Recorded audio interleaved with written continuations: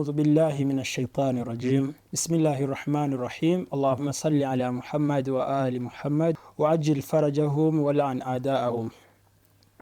قال الله سبحانه وتعالى في كتابه المجيد: أعوذ بالله من الشيطان الرجيم. بسم الله الرحمن الرحيم. يا أيها الرسول بلغ ما أنزل إليك من ربك وإن لم تفعل فما بلغت رسالته والله يعصمك من الناس إن الله لا يهدي القوم الكافرين. Anasema Mwenyezi Mungu Subhanahu wa Ta'ala, ewe mtume, fikisha kile ulichoteremshiwa kutoka kwa Mola wako, na kama hautafanya hivyo basi utakuwa haujafikisha chochote kile, na Mwenyezi Mungu atakulinda kutokana na watu. Hakika ya Mwenyezi Mungu Subhanahu wa Ta'ala la yahdi alqauma alkafirin, hawaongozi watu makafiri. Katika tarehe ya 18 katika mwezi wa Dhulhijja ni tarehe ambayo alitangazwa al-Imamu Ali bin Abi Talib kuwa ni khalifa wa muslimin, kuwa ni khalifa wa Waislamu baada ya Mtume Muhammad sallallahu alayhi wa alihi wasallam. Katika aya niliyoitanguliza, Mwenyezi Mungu anamwambia bwana mtume kwamba fikisha kile ulichoteremshiwa kutoka kwa Mola wako, na kama hautafanya basi utakuwa haujafikisha chochote.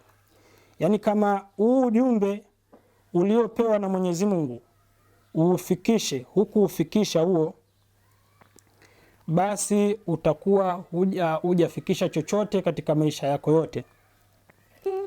Aya hii wameafikiana Mashia kwamba Mashia wote, maulama wa Kishia, kwamba aya hii imeshuka kwa ajili ya Amirul Mu'minin Ali bin Abi Talib, kwa maana imeshuka kwa ajili yake kumtangaza kwamba yeye ndiye khalifa, ndiye kiongozi na ndiye walii wa Waislamu baada ya bwana mtume Muhammad sallallahu alayhi wa alihi wasallam.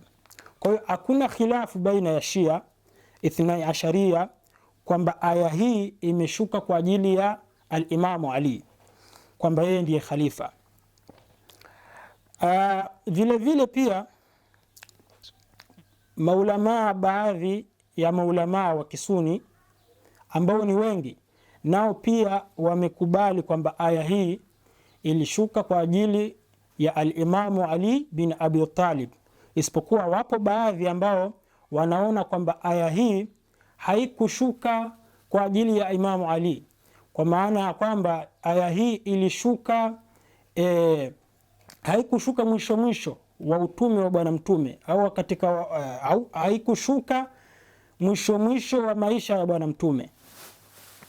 Aya hii haikushuka mwisho wa uhai wa bwana mtume, kwa maana kwamba ilishuka wakati wa nyuma, na lengo lake ilikuwa ni kumwambia bwana mtume kwamba afikishe tablighi aliyopewa, majukumu aliyopewa, asiwaogope Mayahudi, asiwaogope washirikina, asimwogope mtu yoyote. Lakini baadhi ya maulamaa wa Kisuni na Mashia kwa itifaki yao kiujumla ni kwamba aya hii ilishuka kwa ajili ya al-Imamu Ali bin Abi Talib alayhi salam. Sasa sisi katika hii maudhui hatutojadili sana kuhusiana na hii aya, kuhusiana na aya kwamba je, aya wanaopinga kwamba ilishuka kwa ajili ya Imamu Ali ni kwa nini wanapinga, au na sababu zao ni zipi, na sisi ambao tunakubali pamoja na maulamaa wa Kisuni wanakubali na sababu zao ni zipi. Hatutoingia huko sana, tutajadili ahadith ambazo zinamthibitisha al-Imamu Ali bin Abi Talib kwamba yeye ndiye kiongozi na ndiye khalifa baada ya mtume, na ahadithi hizi zimepokelewa kwa upande wa Mashia na zimepokelewa kwa upande wa Masuni pia. Yani ni hadithi ambazo wameafikiana Waislamu wote kwamba bwana mtume Muhammad sallallahu alayhi wa alihi wasallam yeye amemchagua al-Imamu Ali kuwa ni khalifa wa Waislamu baada yake. Kwa hivyo tutaelezea ahadithi hizo kwa mujibu wa Mashia na kwa mujibu wa vitabu vya Masuni pia. Walhamdulillahi rabbil alamin.